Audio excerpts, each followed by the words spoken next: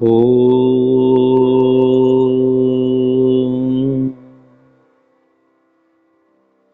प्रणवो पवनकुमार खलवनपावक ज्ञानघन जाषु हृदयागार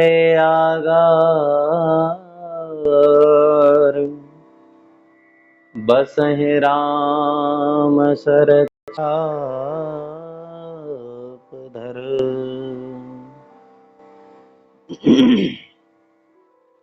बोलिए श्री सद्गुरुदेव भगवान की जय। बोलिए श्री हनुमान जी महाराज की जय। बोलो श्री राजा रामचंद्र भगवान की जय। नारायण। प्रातः स्मरणीय अर्चनीय वंदनीय परम पूज्यपाद अनंत विभूषित महादेव श्री सद्गुरुदेव भगवान के उन दिव्य श्री चरण कमलों में हमारा बार बार साष्टांग दंडवत प्रणाम स्वीकार हो एवं सकल ब्रह्मांडों में जहाँ तहाँ विराजमान भगवान की आनंदमयी दिव्य कथा का श्रवण करने वाले सभी भगवान के प्रेमी जनों को हम हृदय से बार बार प्रणाम करते हैं, उनका अभिनंदन करते हैं। बोलिए श्री सच्चिदानंद भगवान की जय। आज गुरु पूर्णिमा का पावन अवसर है।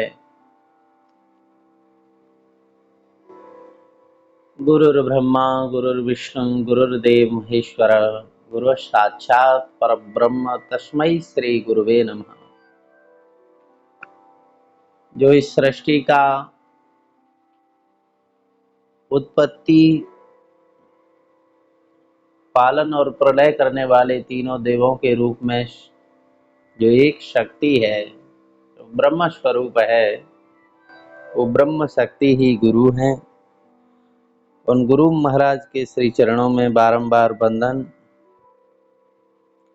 आप सभी श्री गोस्वामी तुलसीदास जी महाराज द्वारा रचित श्री रामचरितमानस के अयोध्या कांड का श्रवण कर रहे हैं, जिसमें प्रसंग है श्री राम सीता लक्ष्मण जी के वनगमन का और भगवान के साथ सभी नगरवासी अयोध्या को छोड़ करके वन की यात्रा के लिए निकले।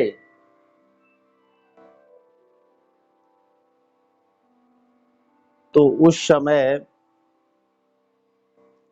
सभी ने भोगों का परित्याग कर दिया और भगवान के साथ तमसा नदी के किनारे पर ठहरे।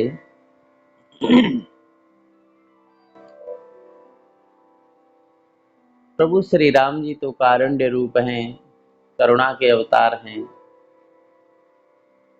उन्होंने देखा कि समस्त प्रजा के लोग मेरे साथ जंगल में वहाँ के जो कष्ट हैं उनको ये भोगेंगे, तो मेरे साथ इनको दुख नहीं होना चाहिए। तो भगवान ने उनको सोया छोड़ करके और मंत्री सुमंत्री जी के साथ रथ से आगे बढ़े। दोहा नंबर 85 से 90 का आप श्रवण करेंगे।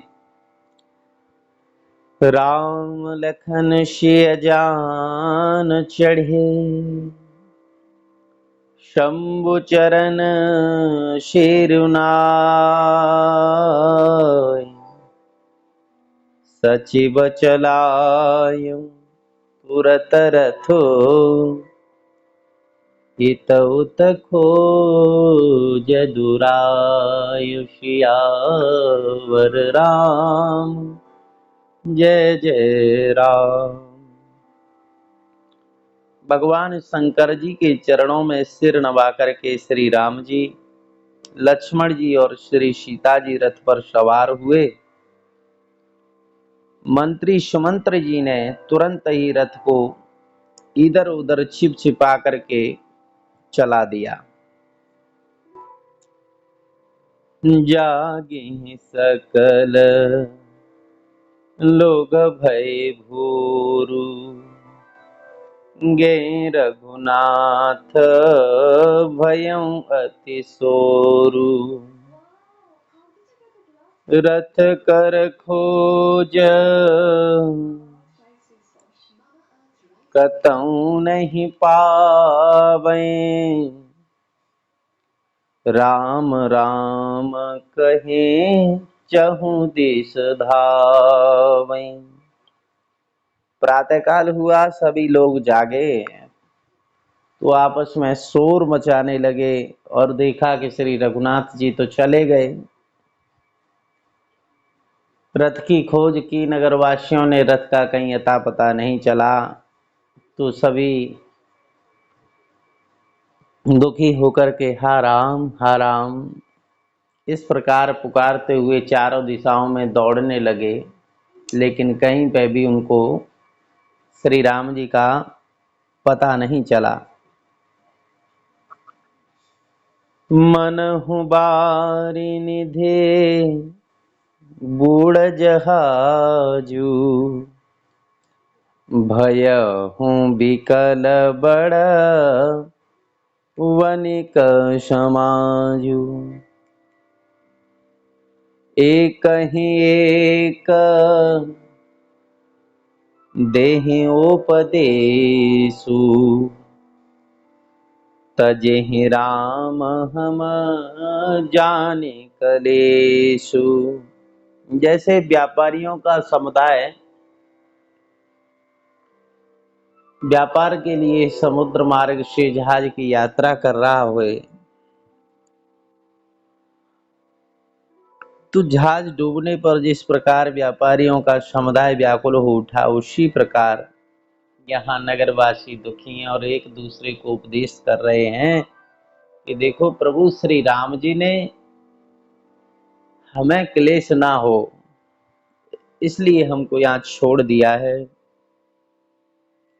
इस प्रकार सभी लोग नगर में वापस आ गए और ज्यों त्यों भगवान की स्मरण करते हुए, चिंतन करते हुए अपने समय को व्यतीत करने लगे।